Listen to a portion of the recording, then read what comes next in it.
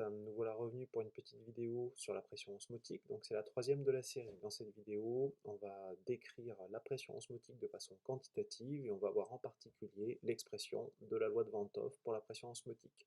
Allez, on passe tout de suite sur la tablette. Donc dans cette vidéo, on va essayer d'analyser quantitativement un petit peu le phénomène osmotique, donc en particulier avec ce qu'on appelle la loi de Van 't Hoff pour la pression osmotique.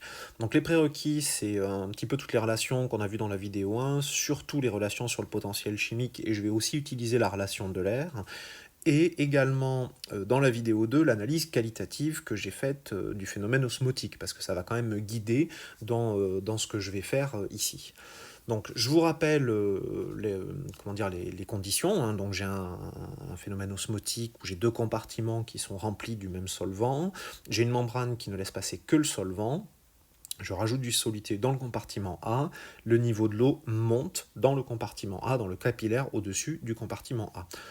Donc, comment je vais essayer de décrire ce phénomène de façon quantitative? En fait, je vais constater déjà que le solvant, lui, il est présent des deux côtés, d'accord? Alors que le soluté, il n'est présent que dans le compartiment A. Donc, comment je sais que je peux décrire l'équilibre, hein? Je vous rappelle, l'équilibre, on l'a décrit comme étant l'égalité des potentiels chimiques quand une même espèce est dans plusieurs phases. Donc, je vais écrire à un moment donné une égalité de potentiels chimiques, d'accord? Sauf que ici, en fait, j'ai qu'une seule espèce qui est présente des deux côtés de la membrane, c'est le solvant. Donc, je vais écrire l'égalité des potentiels chimiques du solvant dans le compartiment A avec le potentiel chimique du solvant dans le compartiment B. D'accord? Donc ce qu'il va falloir faire, c'est juste savoir écrire ce que vaut le potentiel chimique du solvant que je vais noter 1 dans le compartiment A, savoir écrire ce que vaut le potentiel chimique du solvant dans le compartiment B. À l'équilibre, je sais que ces deux quantités sont égales, et à ce moment-là, on pourra en déduire donc la fameuse loi de Van 't Hoff pour la pression osmotique. Alors, de quoi il est question? Tout simplement, dans le compartiment A, j'ai un mélange liquide. Donc, je vous rappelle, l'activité pour un mélange liquide, c'est gamma I xi. Donc, je vais avoir mu. Alors, comme c'est le solvant, la référence est mu étoile. Donc, mu étoile, ici, dans le compartiment A, donc le compartiment A, il est décrit par la pression qui s'y trouve. Donc, PA plus RT log de gamma 1 X1 dans le compartiment A. X, c'est la fraction molaire du solvant dans le compartiment A. Et pour le compartiment B, en fait, j'ai mu1, je vais avoir exactement la même relation, sauf que j'ai mu1 étoile à PB, et que comme le solvant est pur dans le compartiment B, sa fraction molaire elle est égale à 1, et s'il est pur, gamma est aussi égal à 1, donc en fait le deuxième terme est nul. Donc il me reste que ça. La première hypothèse que je vais faire pour simplifier, alors on peut tout à fait ne pas faire cette hypothèse-là, mais ça complexifie un petit peu les calculs, c'est que j'ai un mélange, je vais le supposer idéal, suffisamment dilué pour être idéal. Donc si le mélange est idéal, gamma 1 tend vers 1. Donc ça va quand même pas mal me simplifier les choses, parce que dans ce cas-là, j'applique l'égalité des potentiels chimiques. Hein, donc ça, c'est à l'équilibre. J'ai mu1 étoile à PA, plus RT log de X1 dans le compartiment A, qui est égal à mu1 étoile à PB. Bon. Et il faut que j'essaie de caractériser un petit peu tout ça. Alors, je vais juste ranger les termes de potentiel chimique. Ça, je peux le réécrire comme étant mu1 étoile. Donc, je vais l'écrire à PA moins mu1 étoile à PB, qui est égal à moins RT ln de X1 dans le compartiment A. La question, c'est, là j'ai x, log de x, ça je sais faire, mais comment je peux calculer cette quantité-là? La différence de potentiel chimique de corps pur. Alors pour ça, en fait, si vous regardez mu1 étoile à PA moins mu1 étoile à PB, ça ressemble quand même à quelque chose genre F de B moins F de A. Donc en général, pour calculer ce genre de choses, on dérive et on réintègre. D'accord? Donc je vais passer par la dérivée, c'est-à-dire d mu étoile sur dp. Je vais essayer de calculer cette dérivée et ensuite je vais réintégrer et je vais voir ce que ça me donne. Donc pour ça, je vais utiliser la quatrième identité thermodynamique. Donc la quatrième identité thermodynamique.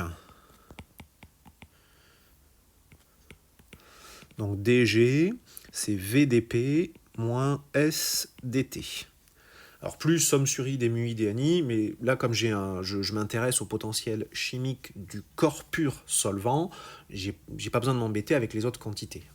Donc il va me rester juste dG égale VdP moins SdT. Et ce que je fais, c'est je dérive cette identité thermodynamique par rapport à la quantité de matière. Donc je fais D sur Dn, si vous voulez. Donc ça, la dérivée de G, c'est le potentiel chimique. Donc ça va me donner dmu étoile pour dire que c'est le corps pur, va être égal, alors V, ça va me donner le volume molaire de corps pur, dP, moins S, l'entropie molaire absolue, dt. D'accord ? Et ici, je suis dans un cas où je veux calculer dmu sur dP, donc je vais fixer la température, donc à T constant. Il va juste me rester le premier terme, c'est-à-dire si je le réécris, V étoile, ça c'est dmu étoile sur dP à T constant. Donc ça, c'est une relation qui est très utile. Hein. La dérivée du potentiel chimique, c'est le volume molaire de corps pur. Ça, c'est une équation différentielle. La dérivée du potentiel chimique par rapport à la pression, c'est le volume. Si je sais comment le volume varie en fonction de la pression, je sais comment le potentiel chimique évolue. Donc je réintègre cette équation différentielle et j'obtiens que mu étoile à, donc je l'avais écrit à PA moins mu étoile à PB, ça c'est égal à l'intégrale de V étoile entre PB et PA. Voilà. Donc dP. Donc il faut que je calcule cette intégrale. Alors là, je vais faire une nouvelle hypothèse. Je considère des fluides qui sont des fluides denses, comme de l'eau liquide. Ces fluides-là, on dit qu'ils sont incompressibles. C'est-à-dire qu'en fait, c'est très très difficile de faire varier leur volume en exerçant une pression dessus.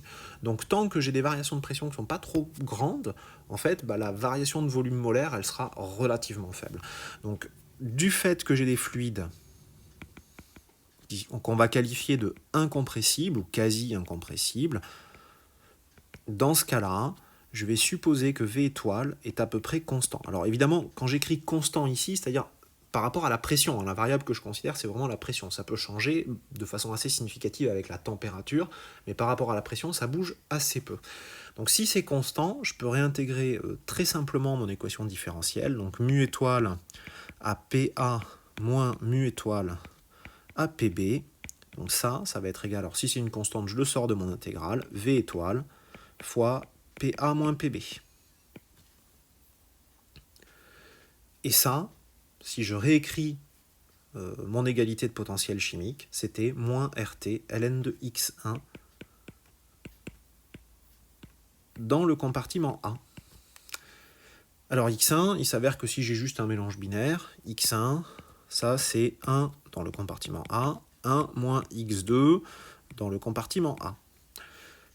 Et de plus, comme j'ai supposé que j'avais un milieu qui était très dilué, X2 est petit devant 1. Donc je vais pouvoir faire un développement limité de mon log. Log de X1 dans le compartiment A, ça c'est log de 1 moins X2 dans le compartiment A, et ça c'est à peu près égal à moins X2. Bon, X2 c'est quoi? C'est N2 sur N1 plus N2. Mais toujours pareil, comme j'ai supposé que mon milieu était dilué, N1 est très très grand devant N2. Donc, log de X1 dans le compartiment A, c'est à peu près égal, alors on a dit à N2 sur N1 plus N2, mais N1 plus N2 c'est à peu près égal à N1. Donc ça va être à peu près égal à N2 sur N1. N1 étant la quantité de matière de solvant. Du coup, je remets tout ça dans mon équation au-dessus et j'obtiens que V étoile facteur de PA moins PB alors est égal à moins RT ln de X1, donc c'est-à-dire moins RT. Alors j'ai oublié un signe moins ici, donc j'ai oublié un signe moins là, donc j'ai oublié un signe moins ici, fois moins N2 sur N1. Et donc ça, moins par moins, ça va me donner plus, ça me fait RT N2 sur N1.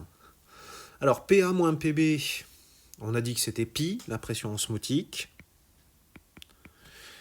Et je vais faire passer, alors vous voyez que ça donne quelque chose du style pi V fois égale RT N2 sur N1, ça ressemble quand même pas mal au gaz parfait, donc je vais faire passer V étoile de l'autre côté, et j'obtiens